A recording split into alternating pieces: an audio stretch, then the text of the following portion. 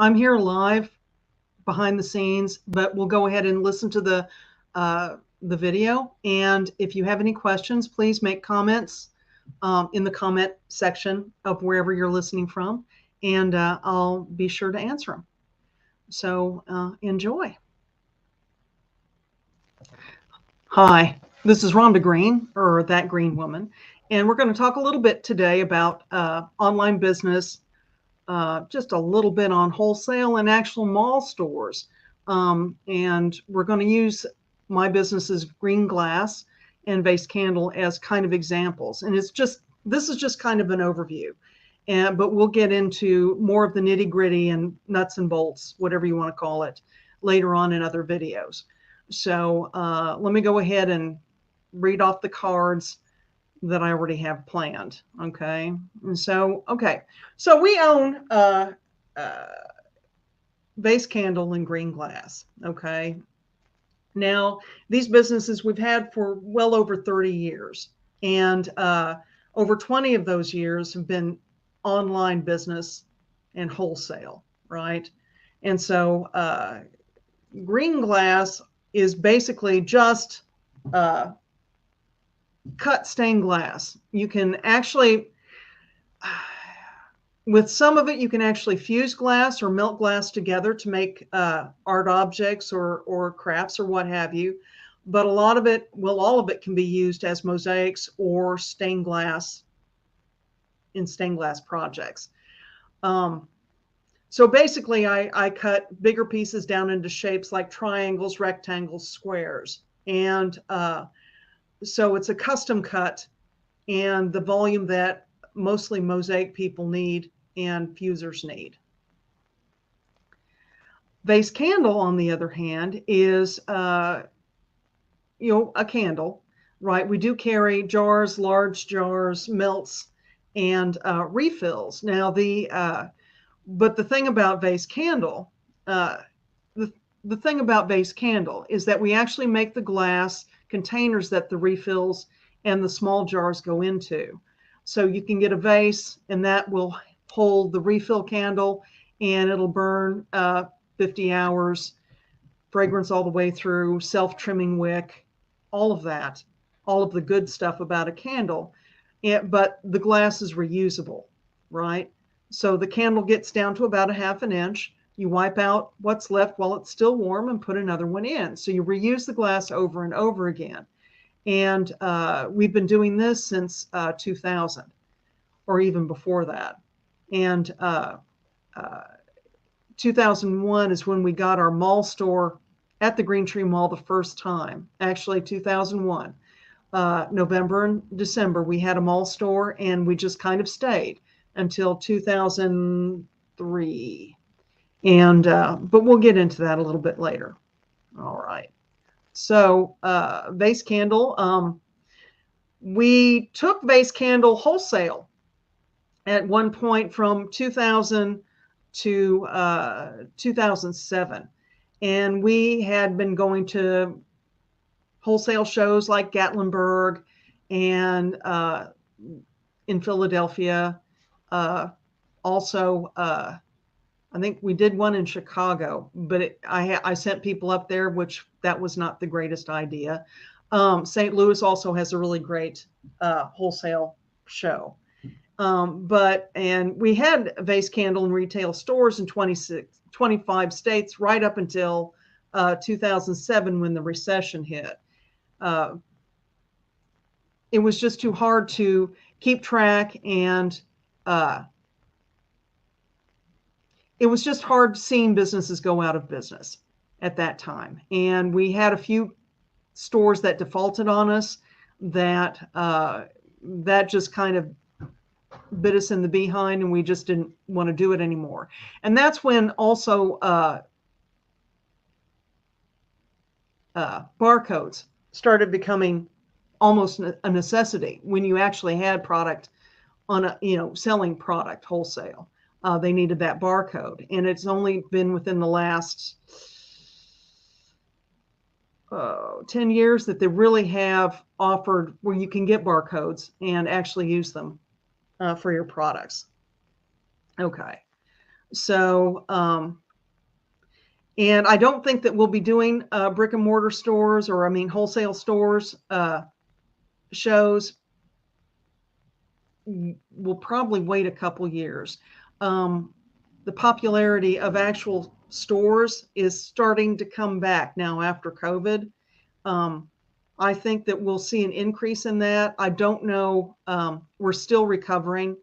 I think this year is going to be a pretty good year, but it's still tough out there, and we're comfortable with what we're doing right now.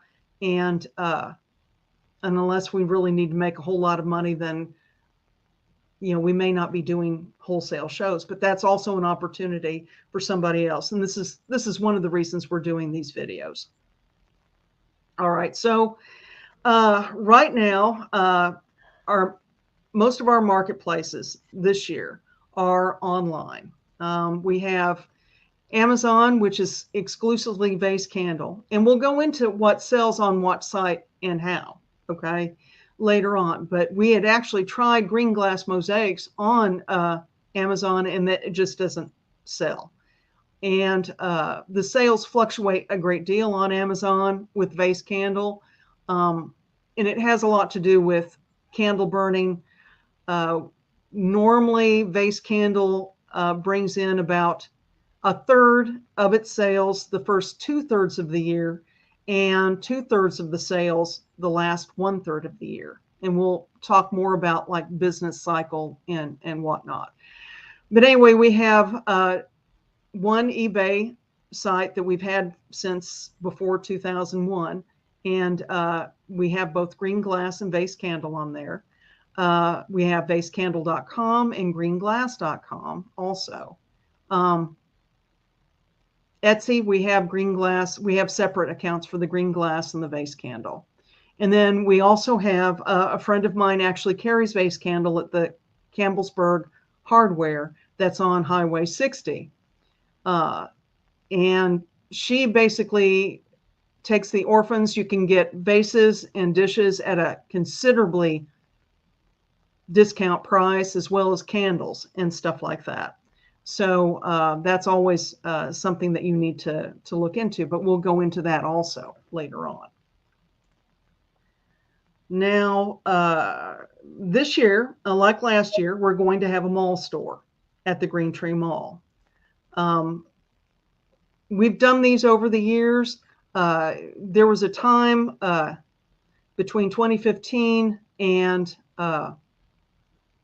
2 years ago that I was actually working a full-time job. That's the only time, about 7 years of a full-time real job. And we just got to the point where we, had things paid off, and I could go ahead and start doing what I normally did before, as far as like the business and stuff like that. And we would, every once in a while, go into the mall and open up a store just for the Christmas season. Now, what these stores are is that if they have an empty storefront, they want to see it filled for the Christmas season. And it cuts down on your overhead. As a business person, in a lot of ways, I work pretty much 8 weeks out of the year. Like I said, 2/3 of the sales happen a lot of times in the last third of the year. And Vase Candle is just a really good way, a really good product to go ahead and do this with. We started out at the Green Tree Mall, and like I said, we go back occasionally every once in a while. And this year, I'm really looking forward to it because it hadn't been, last year was the first time in a number of years. And this year I kind of have my stuff together and know what to really expect. Okay. So our storefront, as you can see, is it's 1,700 square feet. It was a jewelry store. It's an awesome location, but we do pay extra to have what we have. Now, the mall store in 2023, we have the same locations, like we said, and we will be open from November 3rd till November 28th.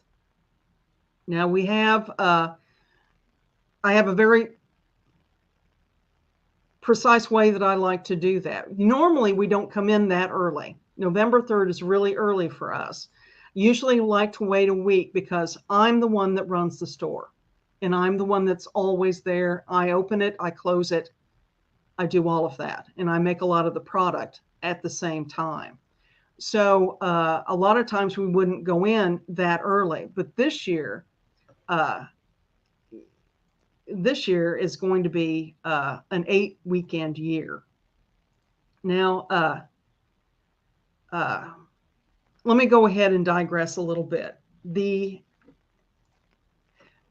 uh, the way we have our business set up is that for Greeneglass and Vase Candle, we do not carry finished product. Out in the building, we have a variety of glass sheets for stained glass that can be either made into vases or dishes or cut into pieces for mosaics, fused, that kind of thing. So we have everything stacked up and in sheets. We don't make any pre-made candles. We just pour to order. Uh, we even make the glass to order, vases and candles and, vases and dishes. It just takes overnight, and we have it down pat to the point that everything is quick and precise, and we know how much it takes, how much time it takes, and how much we need to have. And so we've been very lucky to be able to monitor our inventory and be able to keep the glass that we need to have available, and the supplies. And we don't carry inventory until we have a mall store. Now we do have like orphans that are not, like the glass will not, we don't have a lot of control over the shape of the glass. We have a little bit of control, and sometimes the glass isn't the shape that we'd like it to be. And so we call those the orphans.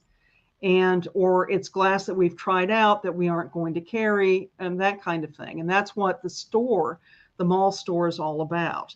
And we can present a lot of inventory to people in a very high traffic area for those 2 months. And I encourage people to buy for the rest of the year if they want to. If they come in, they can smell everything. It makes just a really easier way to find out what people like, what shape and glass they like, and just to sell a lot of inventory. So we do have inventory when we do have the store. But by not having inventory most of the year, like right now, I don't have to go out and I have a few orders, but I don't have an overwhelming amount. And so there's a lot less anxiety. I don't have a lot of overhead. Everything's made to order, so I have enough supplies to do anything that I've already got listed. So there's a lot less anxiety about actually working in a panic, if that makes any sense. The overhead for the business here at home, our overhead for the business is about $3,000 a year. Now that includes insurance, that includes heat and heat and electric, and just the bare basic bones. So $3,000 for the full year, and I think that's a little bit high. I didn't really look, but I kind of just figured in my head. Now we do pay more, but that's not overhead. If we make more, say like online, we pay more in fees, and so that actually is if we were making more, then we're good, but we don't drastically have to make drastic amounts of money to cover overhead that we're not really using all the time. The store is different. When we do the store for those 2 months, the overhead is just right at $5,300, just for the basic rent, electric and water. All right. and we'll be putting about 6,000 miles on our cars in those 2 months where I'll be driving up and actually staying there too. So that's part of the overhead. But that is, we can't wiggle out of that. That is actually what we have to pay now that we've signed the contract and we're there. But for the store, and a store that we've actually had experience with in a location in the mall that we've had years of experience with, it's an acceptable cost, and we should at least break even. Okay. So last year we broke even, and at the mall, and it wasn't an outstanding year, but we didn't lose our tuchus, right? And we had money at the end of the year after all the bills and taxes were paid. And so we were happy with that. We did exactly what we thought we would do, and which is a little disappointing. But we had the Arctic blast go through, and there were days that right in the tender last couple weekends of the holiday season, the Arctic blast came through, and we had a lot of inventory afterwards, but that's okay. We did okay. And we sold right around 600 pieces of glass, and right around 1,000 candles. I haven't really checked on how many candles we did sell, but that it was a lot. And but we did have some left over. Now, this year's holiday season, once again, we're going to have 8 weekends, which is big. It's really big. And with Christmas being on Monday, you'll have Sunday afternoon to go ahead and have that last minute, Christmas Eve shopping, that last 6 hours or whatever. And that Saturday before is usually when we have our biggest days. And so it's just a premium year, and it's hard to give up. So we're going to go ahead and work it, since we've gotten everything out of mothballs last year and we kind of know what we're getting into. We'll have a better handle on it, and it'll be a much more fun experience because it's workcation for me. It's not just a store. I do enjoy it. Okay. So, let me go ahead and say, 20% of our sales. It's unusual, like I said, for me to go in early, like November 3rd. But like I said, the 8 weekends is important, and just go ahead and bring in that first weekend is great.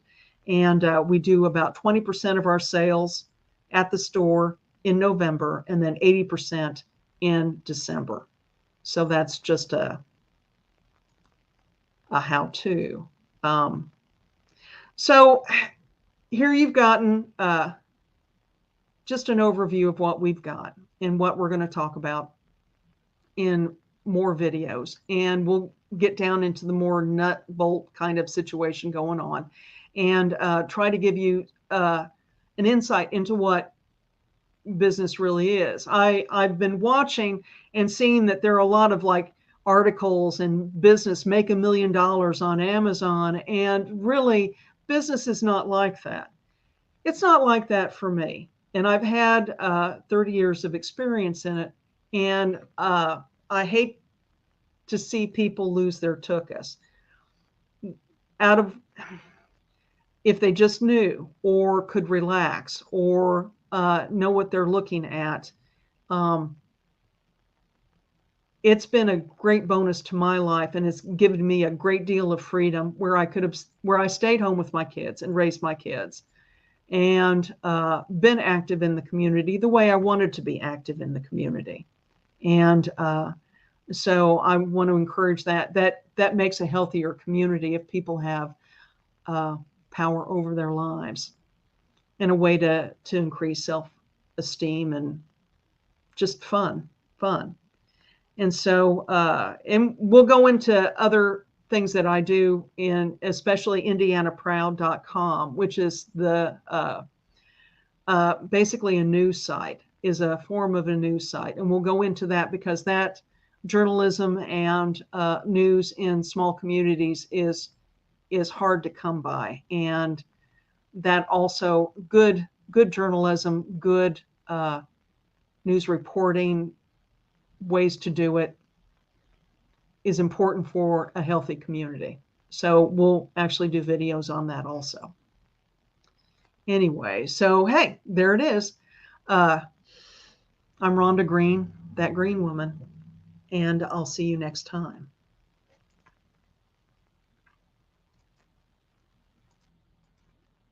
All right, thank you, and we'll see you next time.